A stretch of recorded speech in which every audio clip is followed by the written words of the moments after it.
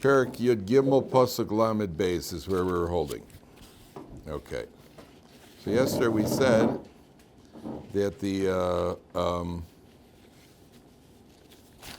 Perik Yud Gimel Pasuk Lamed Beis is on page 802.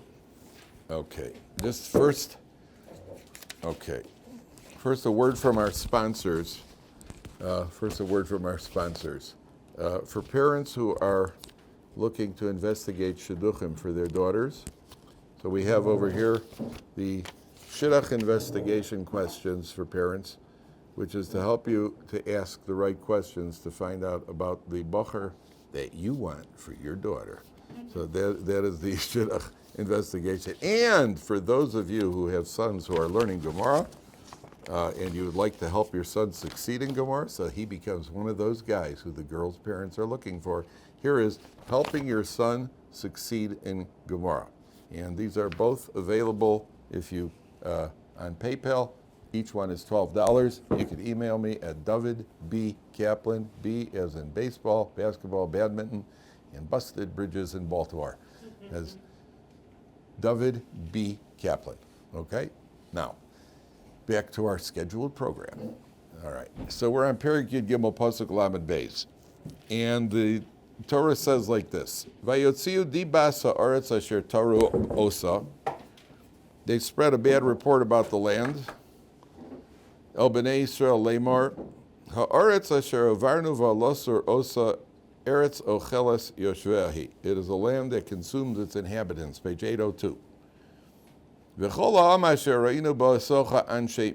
So we spoke about this yesterday, about how everywhere they went, they saw funerals. And the people were giants. And the whole thing was very, very intimidating for the Jewish people at this point. That's what the spies come back and they say. That's what we got to yesterday. We saw these giants called the Nephilim. We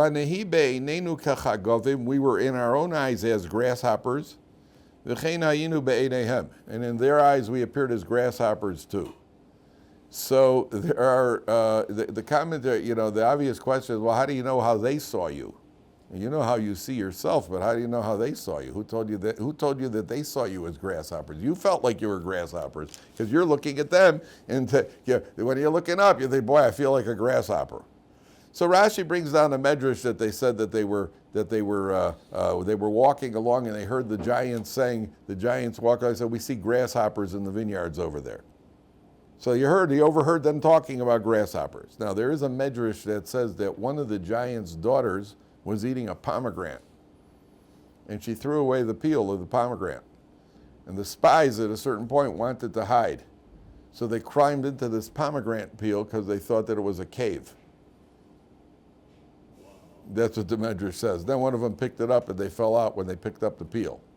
So they were talking about, okay, the midrashim often use some sort of exaggeration, but it's letting you know that we're talking about giants, number one. Number two, this whole idea of grasshoppers, this whole idea of feeling like a grasshopper, there's an old Musar, they said, look at the words carefully. We were in our own eyes as grasshoppers. Sometimes in life, if you see yourself as a peanut, other people see you as a peanut also. Don't, please put away all technology, guys. Put away, if you're getting the Parsha here, it's not respectful to Torah to have technology out. If you're, if you see yourself as little, we have to carry ourselves in a certain way. And I have to be very careful here. We don't carry ourselves in a haughty way. We're not haughty. But you have to carry yourself with a certain level of self-respect. At least a certain amount of time. If you come into a job and say to the guy, and he senses on you that you don't think you're really qualified for the job, so you're not going to get the job. Why does he want somebody who's not qualified? You have to project a certain positive self-image. Call it positive. If you see yourself as negative, other people see you as negative also. We were in our own eyes, we felt like we were a bunch of grasshoppers. Well, other people can see us as grasshoppers too. And by the way, this is a malady that we want to avoid this when it comes to secular people. That we don't have to we're not apologetic. They're not apologetic. We have to walk around with our head bent because we're from. No, we don't. No, we don't. We're people just like they're people. We don't have to we have to not cross the line into being annoying and into being haughty and into being arrogant and into being pushy. But just just because I'm from doesn't mean that I take a back seat on the bus. Go from to the back seat of the bus. And all the from have to go to the back seat. That's ridiculous. We're not. So in life in general, if you and you should know that is in marriage. I once heard a piece of advice. Somebody said, "Don't put yourself down to your wife. Never talk down. Don't. She'll put you down enough, by the way. Don't you put yourself down. Don't talk. Oh, the boss thinks I'm a no good for nothing." And the wife's like, "Yeah, and he barely knows you." Don't say that. A wife wants to look up to her husband, project some confidence, project some, what do you call it? It's important. Now, by the way, you ought to walk around with a husband. If you were really smart, you put a crown on your head. The wife wants to feel she's married to somebody. But at a minimum, walk around with your shirt tucked in and put on a tie. But if you walk around with a dirty T-shirt stained with meatball stains looking like an Italian, she's not going to have any respect for you. Right? You ever want to walk around, you want to create, she's interested in that she's married, that there's a reason she married you. And it's true for everywhere you go. Especially somebody who's involved in Torah. People shouldn't see us as walking around like a bunch of schlumps. They should see us as people walking around respectful. We have a certain amount of dignity. But don't cross that line from dignity into arrogance, haughtiness, that boastfulness. We're not talking about that. There's certain self-respect. So they say, listen, we look like grasshoppers. Now, what's interesting is I saw one of them, unfortunately, he says that the spies looking up felt like real grasshoppers. The giants looking down, they saw them as giant grasshoppers. That means if you got big people, so you got probably the grasshoppers are bigger too. So the spies are saying this to spook the people. It says, yeah, they saw us as grasshoppers, as giant-sized grasshoppers. I once saw a movie called Empire of the Ants. These ants got caught in radiation, obviously, and then they became super big, and these people were trapped on the island with these ants, and the ants go around eating these people. And they have the ants, each one of the ants has like 16 screens on his eyes. Apparently that's true, that an ant has 16 lenses or something. So when they show the ant looking at the person, all I hear is, that's the ant sound.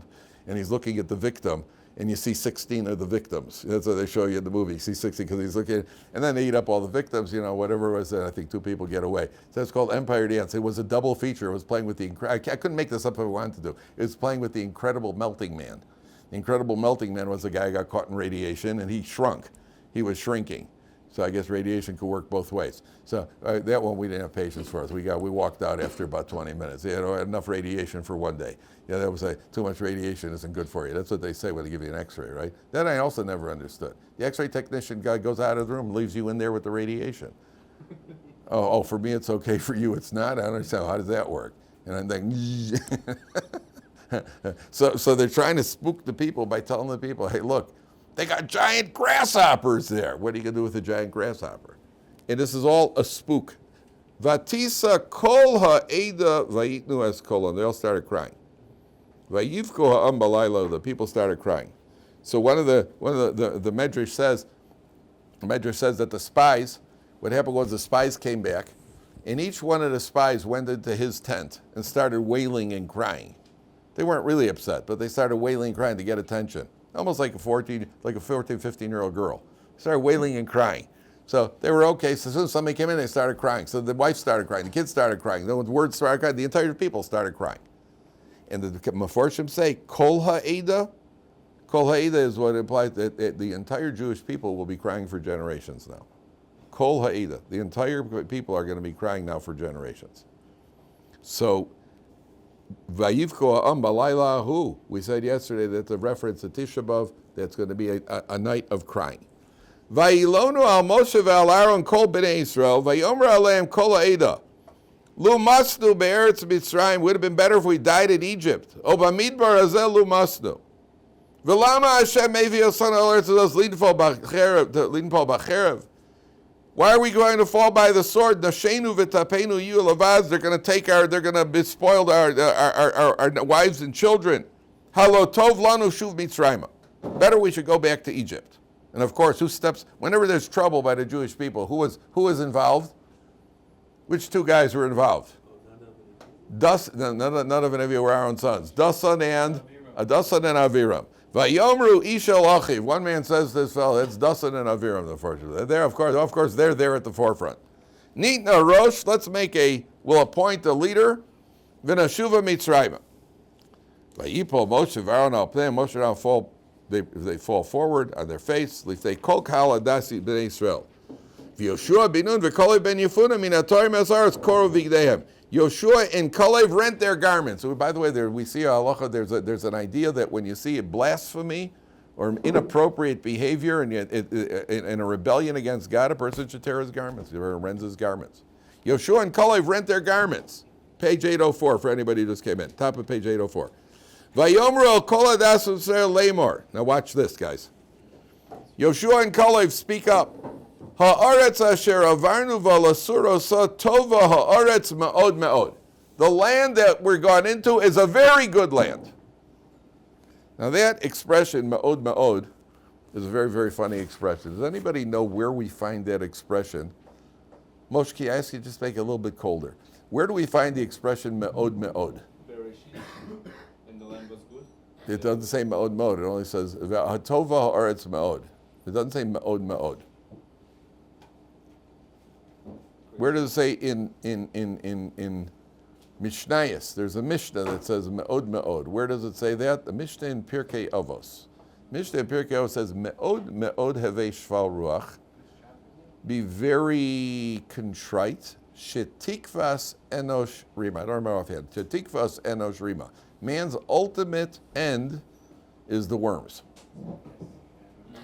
Me'od me'od hevei shval ruach. Be very, very humble. Shetikvas enosh rima. Man's ultimate hope is the word. Ultimate end is the word. Now the truth is, tikva means what?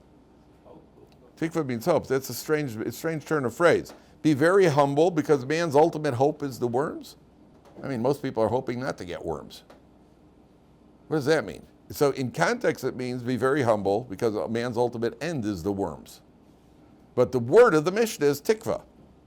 Da da da da da da da da da da. Right? That's a hot take. What does that take? What do the words that tikva mean? What does that tikva mean? It means the hope, right?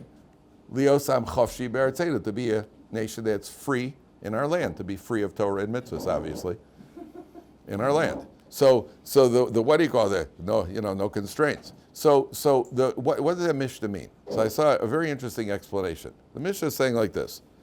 A guy comes up after 120 years for his ultimate judgment. And God says to him, okay, so what'd you accomplish in your life? The guy says, well, I did this, that, and the other. He says, you're living in a community and there is a shul. They never had a shul. Why didn't you get the shul built in your community? Me? Shul? I'm not capable. What talent do I got to get a shul built? I mean, you got to fundraise it. You got to get people to donate. How could I do it? Right? And what about, why didn't you finish Shas 7 times? Me? Learn through Shas 7 times? Now, what's God going to do? Say, well, in business you were a big hacker. You were very capable in business, and you even boasted about your business accomplishments.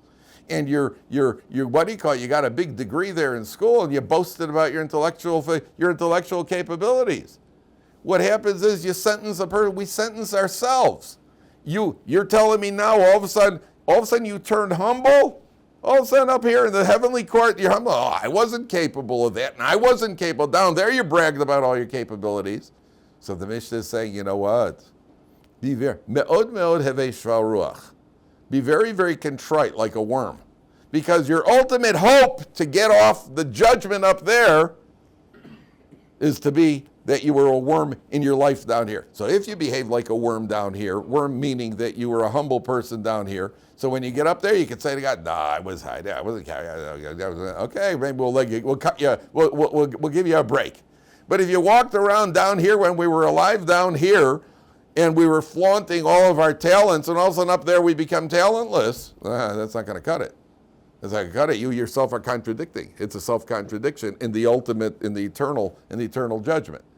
So the Torah is telling you over here, the commentary. I had thought of this when a few years ago. Then I saw one of the contemporary commentaries, the Nesiva Shalom. He says this. That's what the pasuk's alluding to.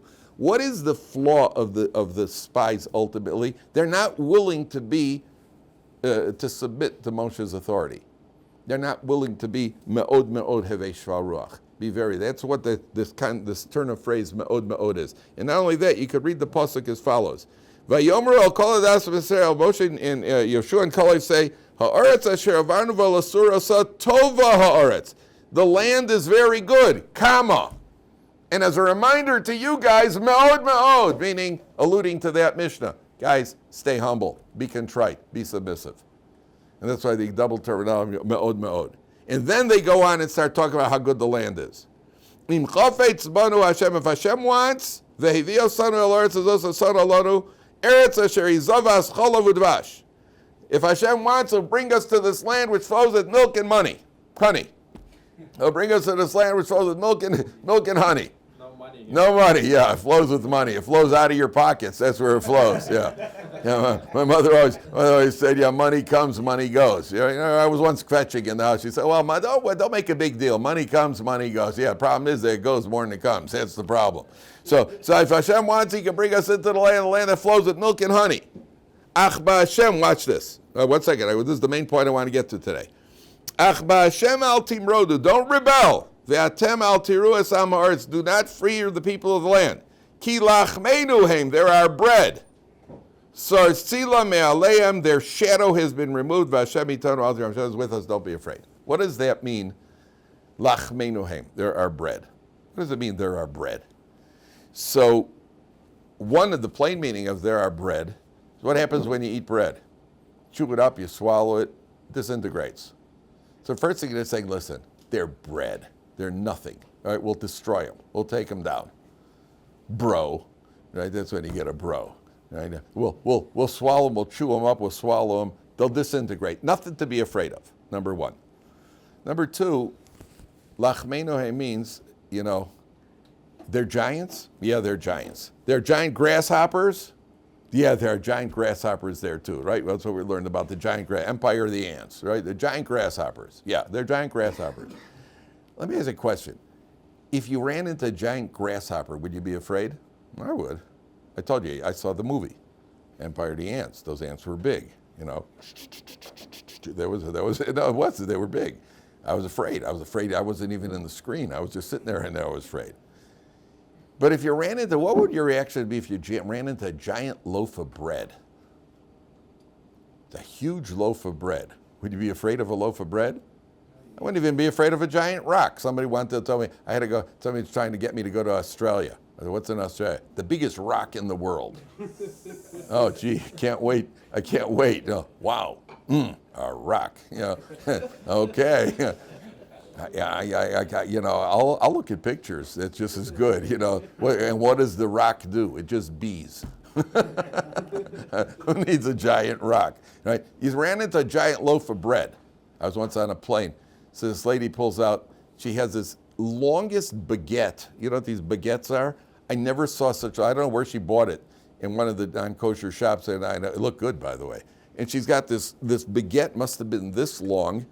It was thin. It wasn't thin. It was a long baguette, and she had it like in a bag, and she was breaking off little pieces, eating it little pieces. I'm just sitting there thinking, come on, wolf it down. Well, yeah, wolf the thing down. I think she ate about 4 inches of it, put it away. The thing was like this long. I don't know where she got it. Now, if you run into, if you ran into a massive baguette, would you be afraid? That's what Pakolov is saying.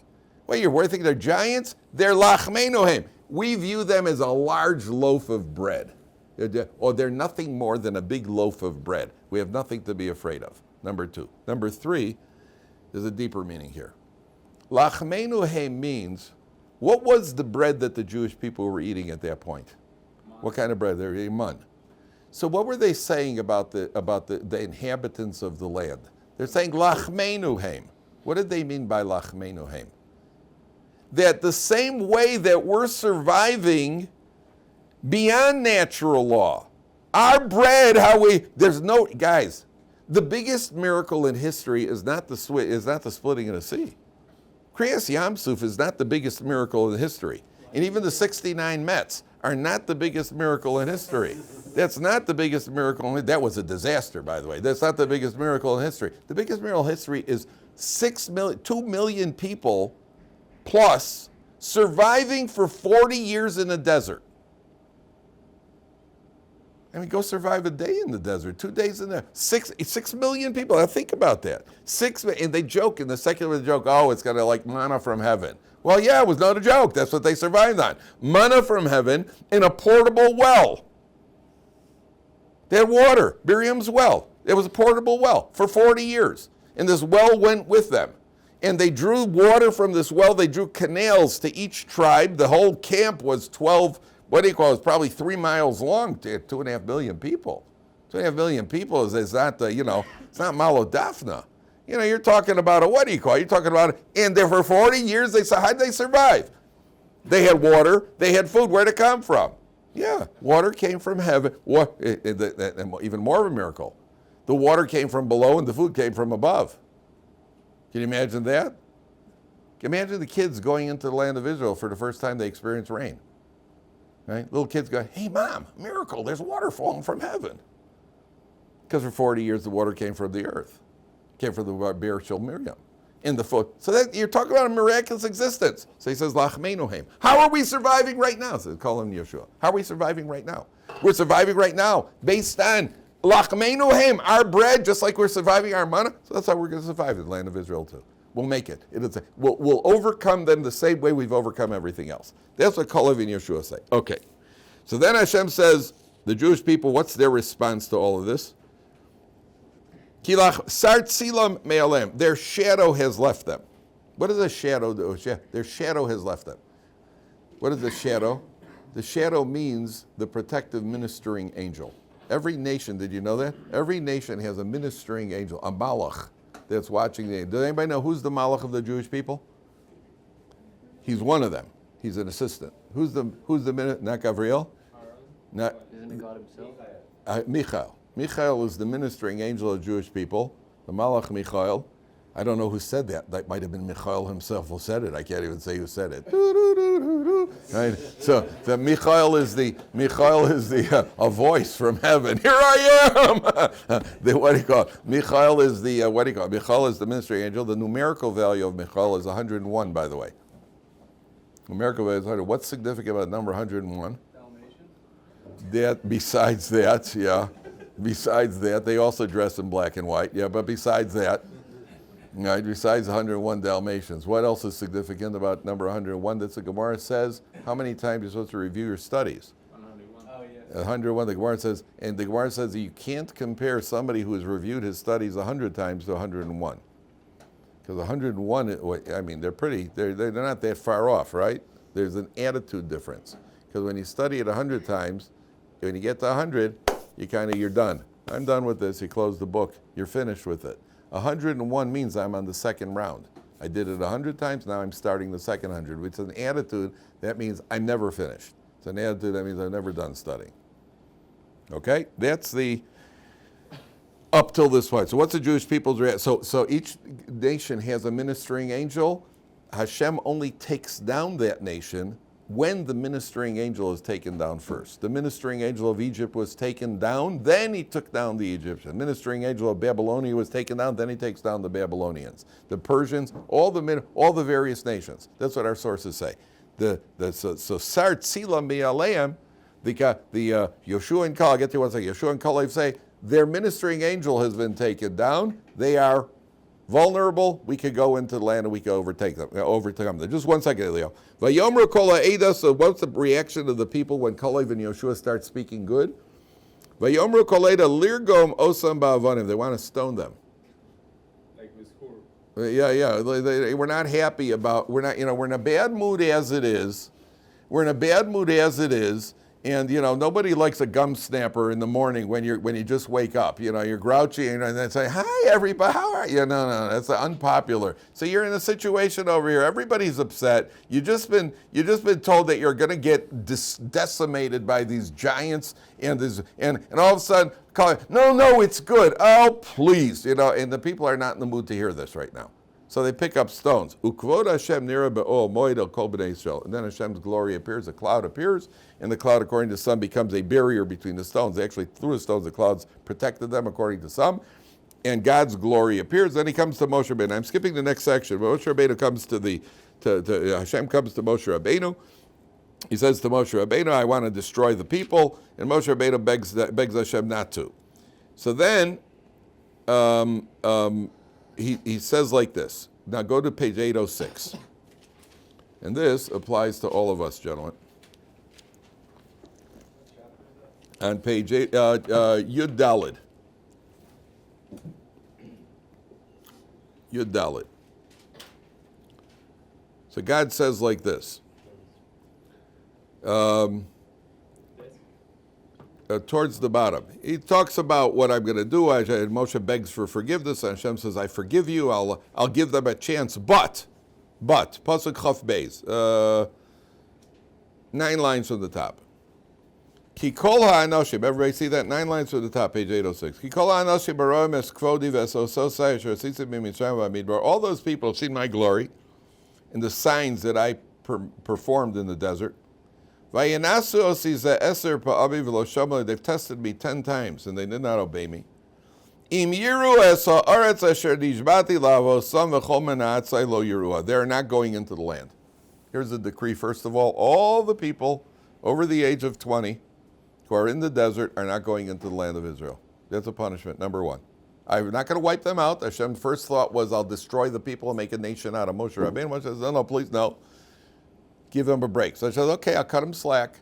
But they're not going into the land of Israel. They're not getting off without a punishment. However, the Avdi Kalev, my servant, Kalev ben Yefuneh, Ekev haisa ruach acheres imo, he had a different attitude. Vayemolei acharai, vaviosi v'la'oretz asher b'shama v'zari yishaneh. Him I'm going to bring to the land, and his offspring are going to overtake it. Now, Kalev is called an Eved.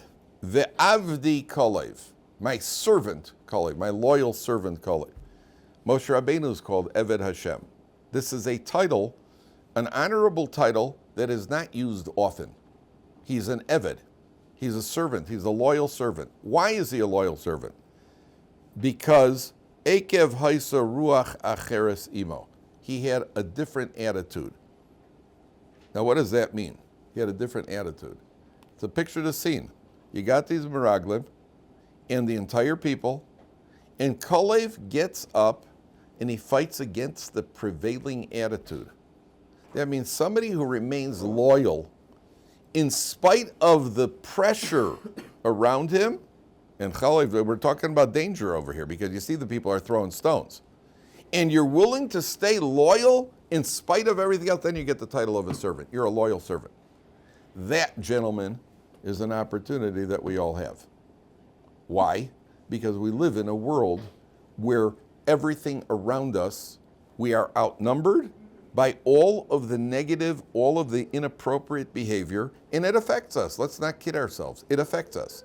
Where there are attitudes and a person thinks, gee, yeah, you know what, I think, oh, wow, yeah, maybe I really should, maybe they're onto something over there. And no, a Torah Jew says, no, that's not what the Torah says. I don't care what anybody else says. But it's a whole world saying it. It's a whole world that says a person should be decadent. It's a whole world that says a person should live without rules.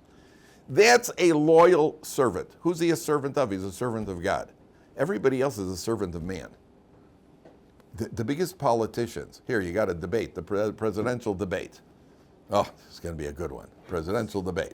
You got the one's got dementia and the other's a madman, right? This is not Kennedy and Nixon. I got news for you. You know, this is going to be good. Right? What? Yeah. If neither, and the irony is, he can't even remember what he said. You know, and he won't even listen to what he said. So nobody's going to. That's not a debate. And this is going to be really something. So what do you call it? The two great choices that we have for our country over here. This guy can't. What do you got? He's what he called. He's only thinking about himself. And he's only thinking about, he doesn't know if he's thinking at all. And this is our choice. This is what it's boiled down to. So we're doing great. We're just doing great. Okay. But even a candidate, any candidate, take an issue, a minor issue, like pro-life versus pro-choice. So a guy gets up, he says, I am pro-life. I think abortion is wrong.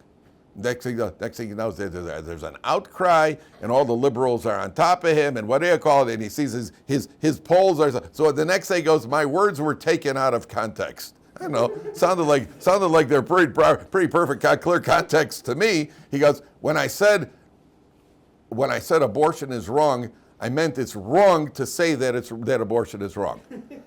Okay. Yeah. In other words, all of a sudden he switched from keeping people alive to deciding it's okay to murder fetuses. Why? Because that's what the public wants. So who's the servant? Who's he a servant to? He's not a servant of Hashem. He's a servant of the public. He's a servant of the people. Everyone in the world, if you're ambitious or you're out of control or you have any addictions, I'm not saying some addictions aren't good. Right? Some addictions are harmless, like coffee. I mean, how many people in the world are addicted to coffee? Nobody would say, ooh, he's a drug addict. But you are. If you're addicted to coffee, you're a drug addict, because coffee is a drug. And if you're addicted to what he called the sugar, so you're some sort of addict. You are addicted. Okay, that's life. We're human beings. On the other hand, we're slaves to coffee, aren't we? We had a rule in our house growing up: no one talks to mom until she's had coffee. Until she's had her coffee, that was the rule. Right? And in my case also, till I had my coffee. Give me the coffee. Right? We're out of, just give me the coffee. I know somebody, it's my brother, who on he's the one we don't talk about. But he on Tisha B'Av, one of the hardest things about the fast is the caffeine withdrawal. So theoretically, you're allowed to take a caffeine pill. What are they called? No dose? What are they called? They used to have these 100% caffeine pills because you're not eating it. So you could actually take one of those on Tisha B'Av to prevent the caffeine, which I do, by the way. The caffeine is the killer. The caffeine headache is the killer. My brother, one year, the one we don't talk about, so there were no caffeine pills available. So he actually just took and ate coffee. He's the one I told you. He's the one who, when he was 9 years old, bought my mother chewing tobacco for Mother's Day. Yeah, as I told you, he had some issues. He still has issues. I mean, this is a grandfather who still puts on his coat by laying it out on the table and putting his arms and flipping it over his head, like he did when he was in kindergarten. So so anything's possible with him. And I'm not boasting about this. I'm just saying. And he eats salad with a spoon. He just claims it's more logical. And he's right, by the way, it works. I do. When nobody's watching, I do it too. Right? But at the end of the day, so he actually took, so we're addicted. So are you slaves? What does Kalev do? Kalev is the guy, Kalev comes along and he's willing to go against the force. That is our test, gentlemen. That's our biggest test, is going against the values of the world. It's a grueling test. A Jew always is the one who's going against the flow. We're always going against the flow. What we say is good, they say is terrible. What they say is good, we say is perverted. It has an effect on us. I want to tell you, it has an effect. When I was growing up, there were certain words you didn't even say in public because you're too embarrassed to say it. Nobody said those words. If you said it, you whispered it. Today, if you're not willing to stand on a roof and bellow it out, then you're phobic. Then you got the problem. You're intolerable. You're intolerant. And then we started thinking, hey, maybe we should, no, we shouldn't. No, not at all. The Torah says it's no good. If the Torah says no good, it's no good. Therefore, Kalev is the ultimate, Kalev is the loyal servant. What are you going to ask you, Leo? Oh, yeah, about the angel. What does that mean? The angel saying that Michal kills him? What does that mean? Not the Michal. What does it mean? I can't tell you. I don't know enough about angels. There is a concept of the ministering angel being removed. Once you get into these sort of, what do you call it? So these are secrets I have to keep hidden, meaning I'm clueless. Yeah. The question, when they found out about the land, they said, let us appoint a new leader and come back to Egypt. Like, who was expecting to provide them food till they go through desert to Egypt? And who is how they expect? There is a Shem over there, and they're You're right. So you're right. I once had a Rebbe who said insanity is contagious. Insanity is contagious. They're not thinking rationally now. We just don't want to go die in a desert now. We don't want to go die. We don't want to go into the land and get slaughtered and have our wives being taken prisoner and suffering all the fate that everybody's going to suffer. Let's go back to Egypt. We'll appoint a leader. Dasan and Aviram, some say it was Korach they had in mind. But all right, the trouble is already brewing. But let's get out of here. This is not the place where we want to stay. Okay, we're going to come back to Kalev tomorrow. And I want to show you one last point today. Let's go on.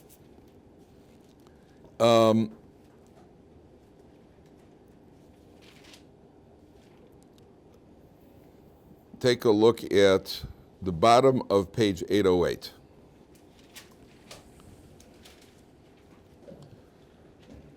So HaKadosh Baruch Hu goes and talks about they're going to be in the desert for 40 years. We're going to talk about that tomorrow. But I just want to show you one last point here. Four lines from the bottom. Vayamusu ha'anashim motziei dibas ha'oretz ra'a b'magefa lifnei Hashem. 3 lines from the bottom on 808. The people who brought the bad report, they died in a plague before Hashem. What was this plague? Take a look at Rashi. Left column, 6 lines to the bottom. B'magefa lifnei Hashem. Be'osa, everybody see that? 6 lines to the bottom on left column on 808. Be'osa misa ha'haguna lem. They died in the suitable form of death. Mida keneged mida. HaKadosh Baruch Hu pays quid pro quo. You get what you deserve. What was it? Heim chatu balashon. They sinned with their tongue. V'nishtarbev leshonam ad teburam. Their tongue stretched out all the way to their belly button.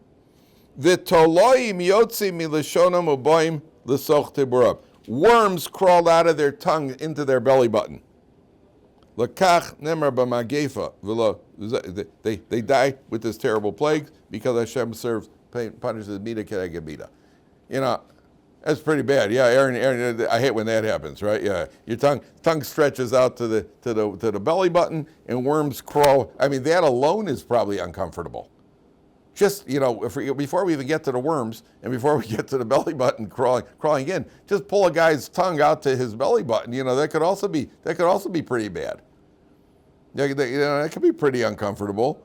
And not only the tongue is in by the belly button, now the worms are crawling out and into the belly button, and that's the plague they die by. Okay, because Hashem pays mida keneged mida. Okay, if Hashem pays, you get exactly what you deserve. So then how does the punishment fit the crime here? Okay, well, they spoke bad. So the tongue, we understand that. Where do the worms come in and where does the belly button come in? Their belly button didn't do anything wrong. It was their tongues. What happened? The answer is, what do you say, Ethan? They had a form of jealousy? What's the guy your belly button is jealous of someone? No. Oh man, his belly button's so much nicer than mine. What is the belly? Where's the navel is the representative part of desire and lust. Oh, you're on the right track. What do you say, Moshe? Correct. Take a look at a map, especially the old maps that they had in the history books. Where is Israel located? Israel is somewhere between Africa, Asia, and Europe. Where do they all meet? Somehow they meet. And that was the whole world. That was the whole world. America didn't count. You know, America was there. You know, but the world, the civilized world the ancient world was Africa, Asia, and Europe. And where, even look on a map, where do they all seem to converge? There's no coincidence, gentlemen. If the physical world is structured a certain way, the behavior of the world, where does the entire world converge nowadays? On Israel. Everybody converges on Israel. I don't mean physically. I mean everybody's against us. The focus is always on Israel. You know, you build a balcony in Pisgat Zev, there's going to be a United Nations Security Council, what do you call it? Because some Jew built an added balcony over here. Right? And what do you got? There's genocide in Gaza. Yeah, I don't know. I guess in the Ukraine they hand out donuts and coffee. Right? There's genocide in Gaza. How many civilians they've killed over there in what do you call it? And nobody. How come nobody comes out against going to what do you call it? Against going to Mecca? You know how many people died in Mecca this year? 1,000 people died in the sun. That's what they're estimating. In Mecca, where the Muslims go to Saudi Arabia, that's their whole, they got to go, the halacha is they got to go once in a lifetime. And for many of them it is. It's